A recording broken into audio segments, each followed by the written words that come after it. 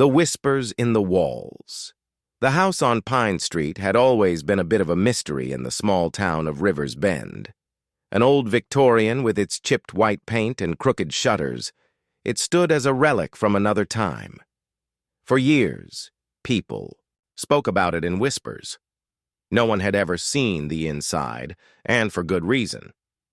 The previous owners had left without a trace, and the place had been vacant for over a decade. When the Evans family moved in, they didn't think much of the rumors. Laura and Jake Evans, both in their 30s, were just looking for a fresh start. The small town was quiet, the air crisp, and their young daughter, Ellie, was excited about the backyard. They didn't care about the history. They were ready to make memories in the home they'd finally bought.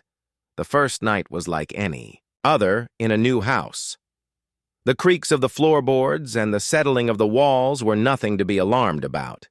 Jake, always the skeptic, chuckled to himself as he unpacked the last of the boxes. "Houses make noises, Laura. It's nothing," he said, brushing off her unease. But Laura had always been sensitive to these things. She had a knack for feeling when something wasn't quite right. She couldn't shake the feeling that something lingered in the air, an old sorrow that hadn't left. As the night deepened, the house seemed to come alive. At first, it was just a sound, a soft rustling behind the walls. Laura thought it was just the wind, but when she checked the windows, they were tightly shut. Then, there was a whisper. It was so faint, she wasn't sure if she imagined it, but it came again. A voice, low and distant, but distinct. At first, she thought it was just her mind playing tricks on her. She turned to Jake, who was already snoring, and tried to ignore the unease that crept up her spine. But as the whispers grew louder, she couldn't pretend anymore. The words weren't clear, but there was a rhythm to them, a pattern that made her blood run cold. By the third night, it was impossible to ignore. The whispers were no longer faint murmurs. They were clear as day, reverberating through the walls like a chorus of voices. At first, they spoke in riddles, nonsensical phrases that made Laura think she was losing her mind. "Come home, Ellie. Come home," one voice whispered in the dead of night. Then, another voice, a woman's this time, spoke a name. "Jake. Jake, you have to remember." She froze. How could they know his name? She didn't sleep that night. The whispers became insistent, louder, like a storm breaking within the walls. "Laura. Laura. You've always known," a deep voice hissed, just outside her bedroom door. The next morning, she decided it was time to do some research. Jake dismissed it all, telling her it was just old pipes or the house settling. But when Laura dug into the history of the house, what she found made her stomach turn. The house had been built in the 1800s by a family named the Blackwoods, a prosperous couple who had mysteriously disappeared one winter. No one knew what happened to them. Their bodies were never found, and soon after their disappearance, the house had become a place of whispers. Those who entered claimed to hear voices in the walls, calling out to them.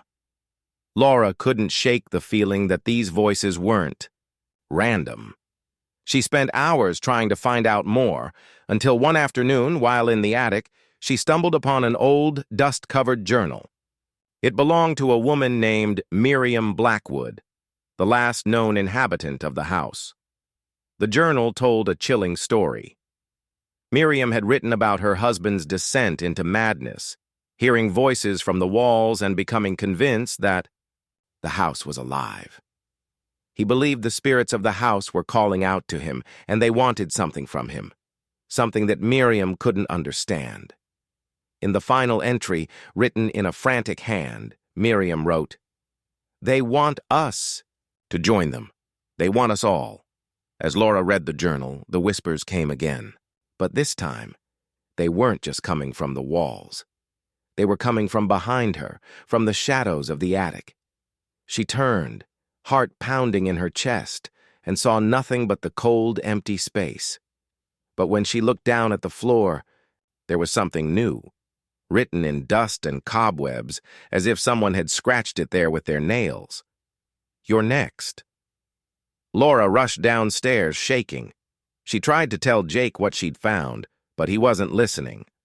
He was busy working, dismissing her fears as typical paranoia.